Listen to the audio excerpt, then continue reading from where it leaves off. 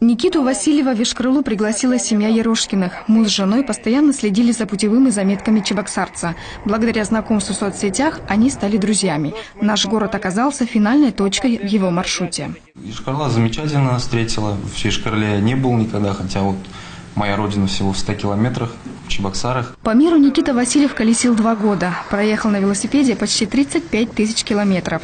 На его пути были вся Россия, страны СНГ и Китай.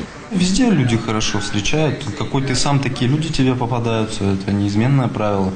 Вот. И какой у тебя настрой, вот таких людей ты к себе притягиваешь. Общался я жестами, то есть английский там мало кто знает, да и сам я не силен в английском, то есть могу там примитивный разговор поддерживать. По словам Никиты, путешествие на велосипеде не требует больших затрат. Велосипед – это, конечно, свобода, в отличие от других транспортов, он не требует ни топлива, ни бензин, топливо нужно только мне в виде пищи, еды, энергии. Раньше я путешествовал автостопом, ну еще после 18 лет старался.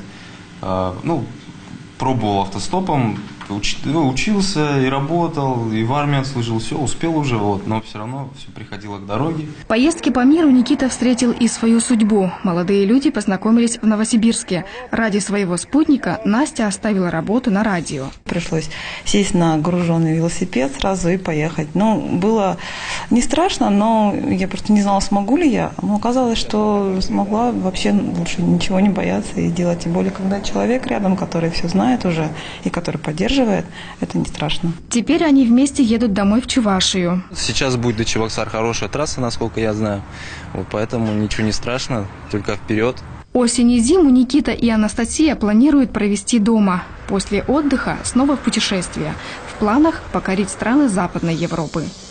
Алиса Степанова, Константин Юков, Вести Мариэл.